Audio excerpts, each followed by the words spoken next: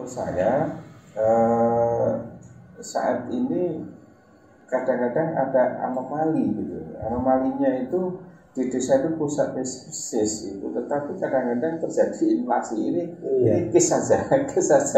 Itu ini yang perlu kita berkenapa, karena resource-nya keluar, tidaknya orang, tapi sumbernya juga keluar.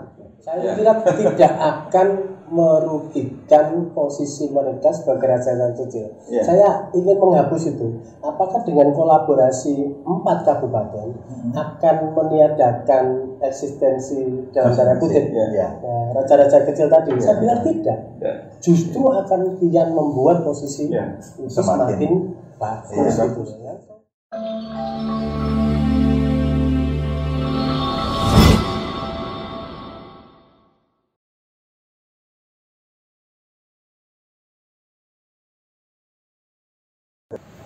Ya oke lah kita mengakui bagaimana keterbatasan fiskal, tetapi membangun tidak hanya itu. Artinya justru yang terpenting mesin yang kita gerakkan adalah investasi. Nah investasi pasti yang dibutuhkan investor apa? Infrastruktur. Yang dibutuhkan tidak hanya infrastruktur, tapi Pak Reza sampaikan tadi tidak hanya struktural, kultur. Ini yang penting juga menjadi fondasi penting harus kita kerjakan juga. Gitu, baik, saya kira tadi sudah muncul nih, ternyata banyak prioritas program yang untuk meng-create Madura. Madura sendiri kan memang unik ya. Ada hampir 5 juta penduduk yang di Madura saja hampir 4 juta. Kemudian kan Indonesia, Jawa Timur bagian timur ini tanpa budaya banyak pengaruh Madura semua ini, bahkan ada yang di luar dulu. Nah, keunikan, hemat, disiplin, kemudian punya karakter yang kuat. Ini kalau bisa dielaborasi menjadi sesuatu yang produktif, saya pikir ini menjadi penting gitu ya, karena tidak banyak etnis yang punya karakter kayak kuat kayak Madura ini. Nah, dari sisi kultur, nah ini mungkin Mas Rohim punya cara bagaimana tadi, bukan hanya dari sisi struktural, tetapi memang kultur Madura yang unik ini bagaimana dia bisa menjadi produktif bagi kepentingan kemajuan Madura ini. Tidak sekedar untuk mengunggulkan ya, kalau kita lihat selama ini prestasi.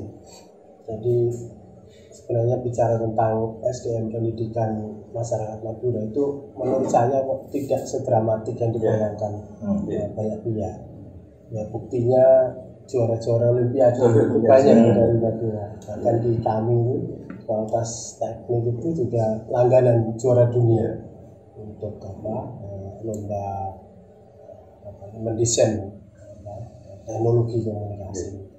Jadi sebenarnya dari sisi itu sebenarnya bisa jadi indikator bahwa disparitasnya tidak terlalu jauh. Cuman kenapa sih kemudian orang kok kemudian ya, dari kelas menengahnya ini itu banyak yang keluar gitu persoalannya. Jadi kan menggerakkan pembangunan ini kan judulnya kan hanya 2, akses, partisipasi. Ini ada elit, ini ada grassroots. Nah di Madura itu kosong kelas menengah ini yang bisa menjembatani antara grassroots ini dan elitnya. Nah kelas menengah ini harusnya diisi dari yang berpendidikan, lulusan perguruan tinggi. Nah itu akhirnya sebenarnya harapannya bisa memperkuat kelas menengah ini. Faktanya banyak yang keluar, banyak yang keluar sehingga kosong. Akhirnya gap ini juga masih jauh. Akhirnya elit terlalu kuat, kemudian yang bawah ini ya anut kerubiuk saja istilahnya. Norok bunta itu, jadi tidak kemudian bisa melakukan partisipasi tadi, baik pengawasan maupun involved yang lebih kuat, sehingga faktor kelas menengah yang seharusnya dia bisa menjadi pengawas, dia bisa menjadi watchdognya pemerintah dan lain-lain tidak jalan. Yaitu jadi ada problem kelas menengah yang kosong di Madura, dan kita harapannya mikirnya kira-kira kelas menengah Madura ini dari siapa yang akan memperkuat? Ya harapannya ya pendidikan tinggi di Madura dibuat lebih merata, supaya peran-peran itu bisa diambil oleh masyarakat kampus. Ya mungkin siswa barangkali itu ya maksudnya Gus Dur, kemudian Unipang dijadikan Unit Jawa. Itu juga sekarang perguruan tinggi sudah mulai memainkan peran ya untuk kemudian mengisi ruang kosong kelas menengah tadi, melakukan banyak pencerahan terhadap berbagai kepala desa. Jadi hari-hari ini alhamdulillah seperti di Trunojoyo itu kegiatan MBKM-nya itu sudah difokuskan untuk proyek desa dan ternyata banyak sekali potensi kepala daerah muda yang lulusan perguruan tinggi dan mau menjadi kepala daerah, kepala desa sekarang ini, dan ternyata menyimpan banyak potensi. Nah, cuman karena ini belum belum masif keberadaan kepala-kepala desa yang seperti ini ya, progresif ini. Ya, nanti harapannya ya, kalau saya sih selalu bilang jadi kepala desa, lulusan perguruan tinggi jadi kepala desa, karena itulah sebenarnya kelas menengah paling dekat di Madura. Dan kalau kita bisa mereformasi struktur di Madura itu, sebenarnya salah satu kuncinya ya ada di klebun kepala desa itu. Kalau klebunnya inovatif, tidak biasa-biasa saja tadi bahasanya, bisa melakukan banyak inovasi, terobosan-terobosan, rasa-rasanya dengan dana desa yang sekarang terus meningkat kok akan menjadi pemakai. Cuman ya memang tadi itu ya, mungkin kurang banyak kepala desa muda yang lulusan perguruan tinggi. Jadi rata-rata tadi saya bilang mereka pada keluar dari Madura. Kurang pintarnya Madura ini pada di luar Madura semua, tidak mau balik ke Madura.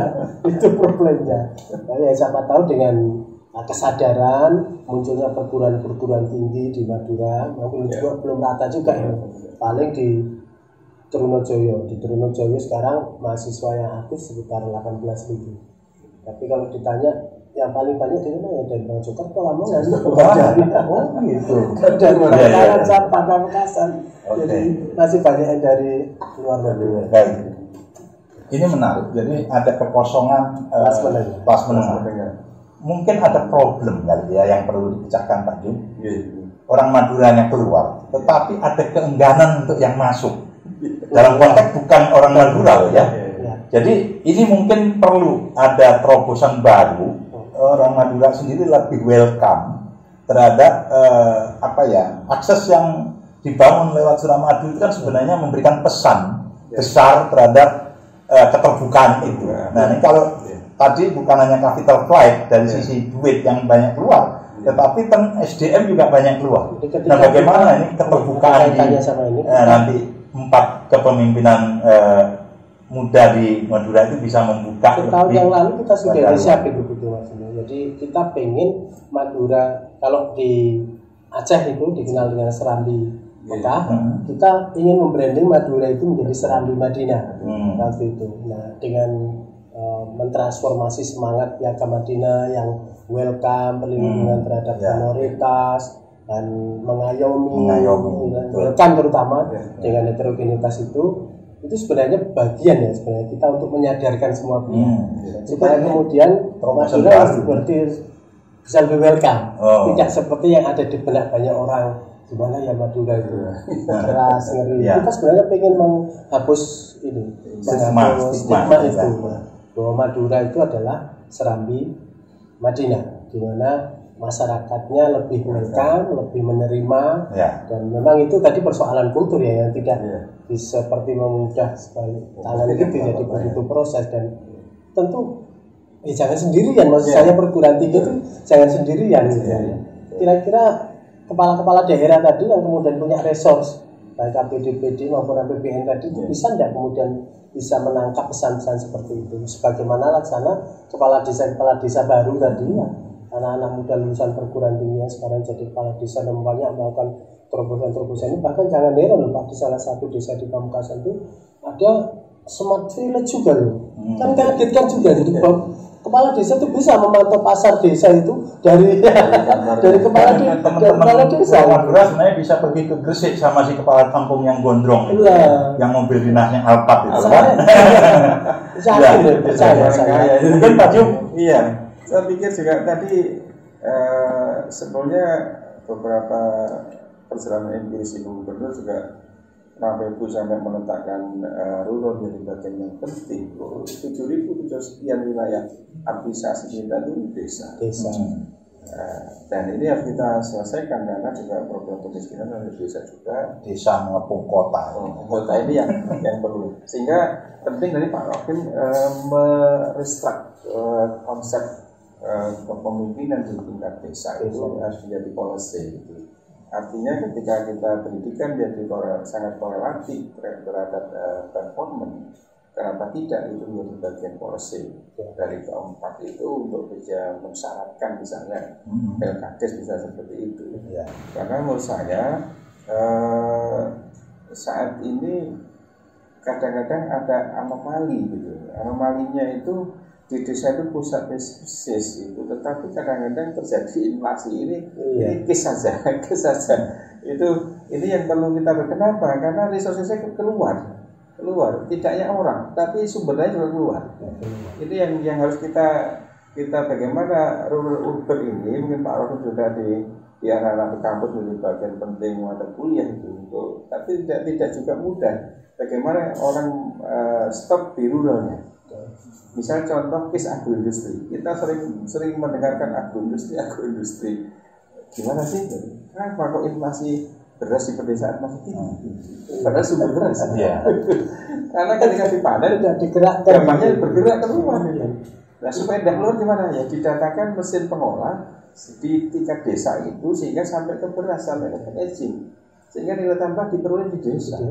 Dan itulah anak-anak muda kepala desa, anak-anak yang muda itu punya pikiran-pikiran seperti itu.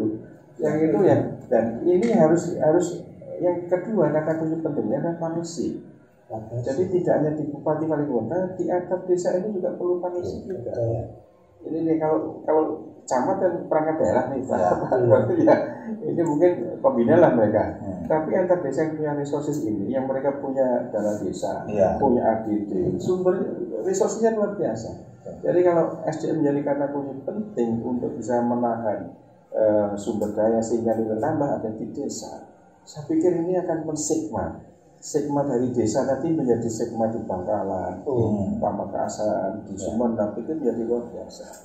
Nah, ini bupati tinggal polisi saja. Itu menggerakkan itu, saya pikir tidak terlalu sulit kalau saya. Ini yang cuma tadi kultur tadi memang jasa tadi kita harus cermat juga membaca kultur, tidak hanya membaca Pamekasan begini sampai begini, tapi kita turun ke kecamatan, ke desa. Itu seperti apa? Budaya lokal di tingkat desa seperti apa? Apakah masih ada misalnya nikah dini, pekerjaan anak sebelum lulus SMA, pakai itu? Ini harus ditanamkan tokoh-tokoh yang dari panutan itu di situ. Tidak hanya di kabupaten, nanti satu orang atau berapa akan sekian, tidak mungkin. Jadi Pak Kepala Desa itu cerita, saya itu Pak yang pertama itu bisa merubah anak-anak yang cita-citanya sementara hanya jadi satpam, saya sekolahkan ke perguruan tinggi, kemudian ke perguruan tinggi, supaya mindsetnya itu ya selama ini senangnya ya jadi satpam ya, yang anak-anak muda yang ke Surabaya kemana itu pengennya itu. Kalau Pak Kepala Desa ini coba ditingkatkan mindsetnya. Betul. Kalau kita lihat kan sebenarnya Gubernur sendiri membuat prioritas pembangunan kan di pendidikan, hampir 51% dari APBD kita di sini. Nah, mungkin tadi Pak Jum juga mensyaratkan kepada kita pentingnya kelembagaan. Nah, mungkin Mas Rohim nanti sepulang dari podcast ini bisa menyampaikan kepada para bupati ini. Dan kita misalnya setiap tahun ada 5 sarjana di tiap kampung misalnya, programnya dibiayai oleh APBD. Saya pikir ini kalau memang satu solusi konkret ke depan bahwa untuk mengisi kelas menengah ini menjadi lebih produktif. Sebenarnya sederhana. Kampus ini kan sekarang sedang menerapkan Merdeka Belajar, kampus Merdeka. Salah satunya adalah proyek desa. Kalau kepala-kepala desa itu datang saja ke Pak Rektor UTM taruhlah, ke Pak Syarif itu, dan diomongkan kira-kira KKN tematiknya UTM nanti kemana, terus proyek-proyek tugas akhirnya anak-anak ini membenahi action research di desa itu apa. 18.000 saya kira ya semua bisa digerakkan. Dan persoalannya kan siapa sebenarnya yang mau membuka komunikasinya. Kalau saya selama ini mengikuti Pak Rektor, kayaknya Pak itu pasti sangat welcome.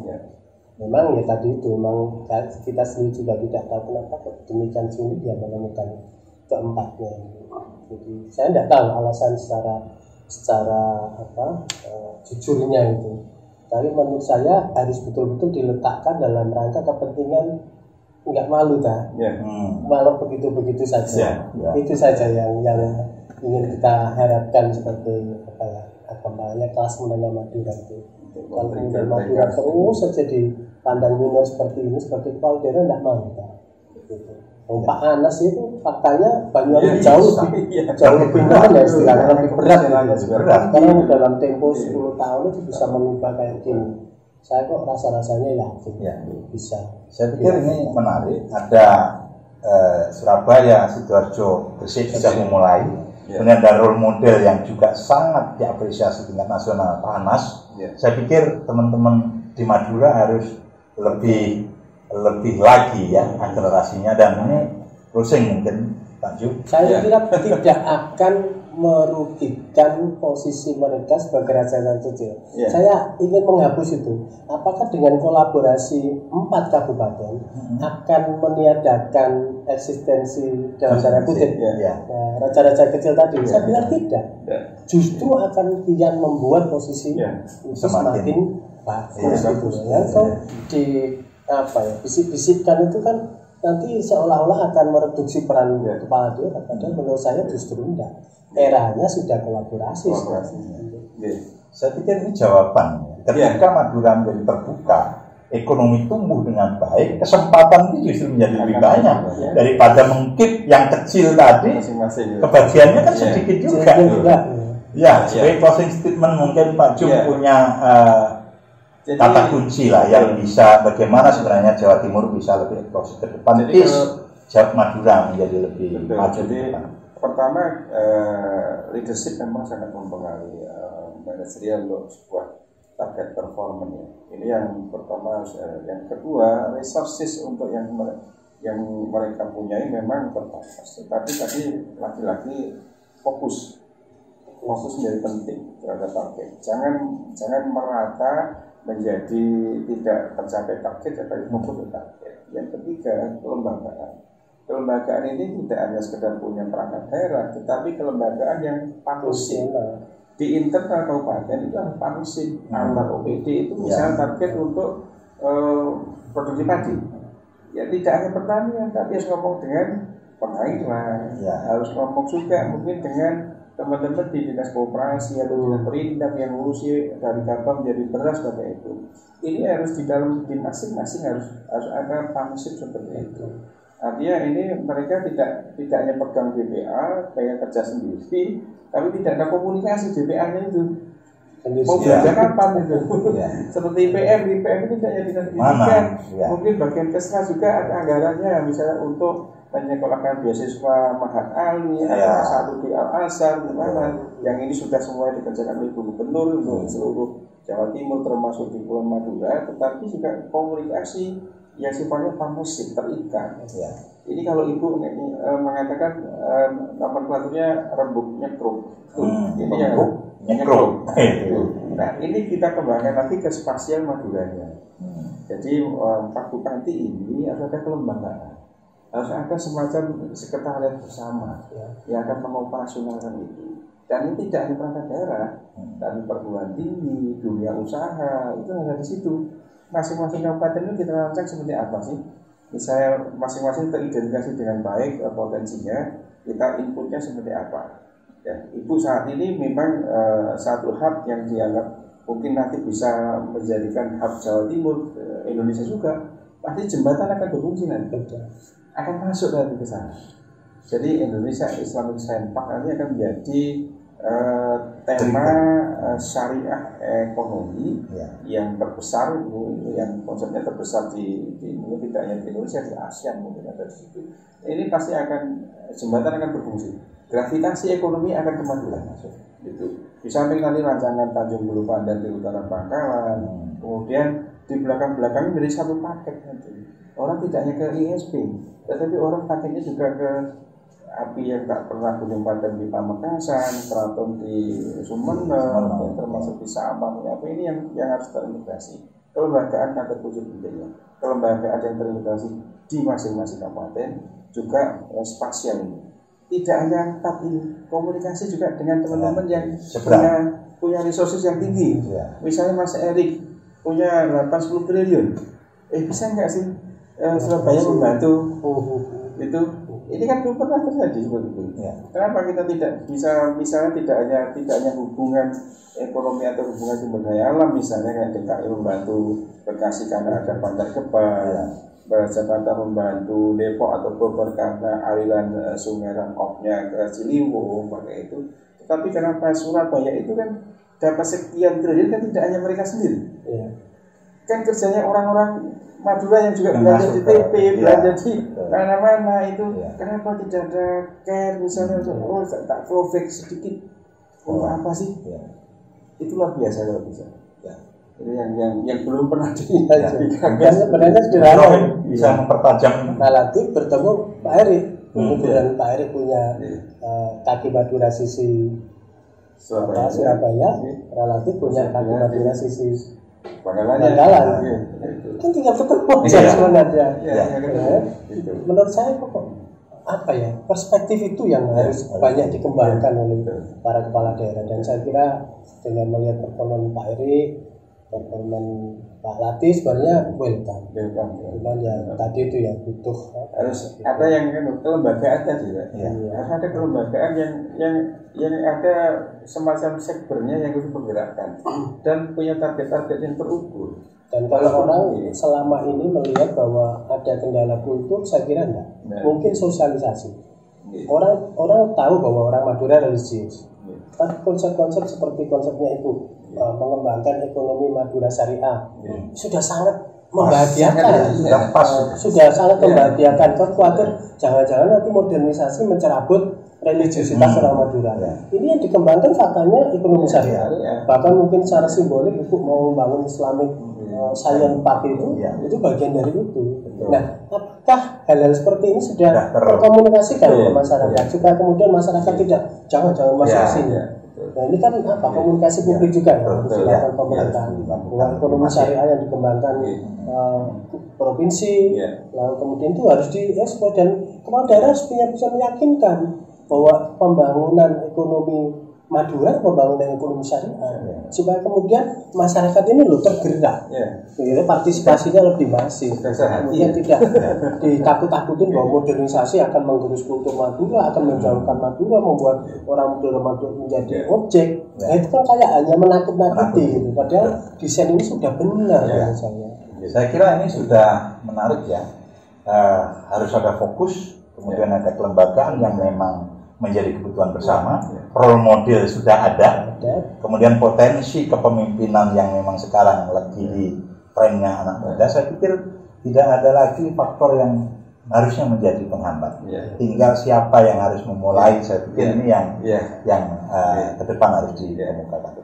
Saya kira demikian podcast kita, sungguh sangat luar biasa, Pak Jumadi dan Mas Rohib. Bagaimana kita ke depan menyelesaikan persoalan IPM Jawa Timur bisa menjadi lebih akselerasi, kemudian bisa mengungkit Madura yang selama ini dianggap tidak punya potensi. Melihat diskusi kita hari ini, sebenarnya kita sangat punya harapan Madura ke depan jauh lebih cerah. Saya kira demikian podcast kita hari ini.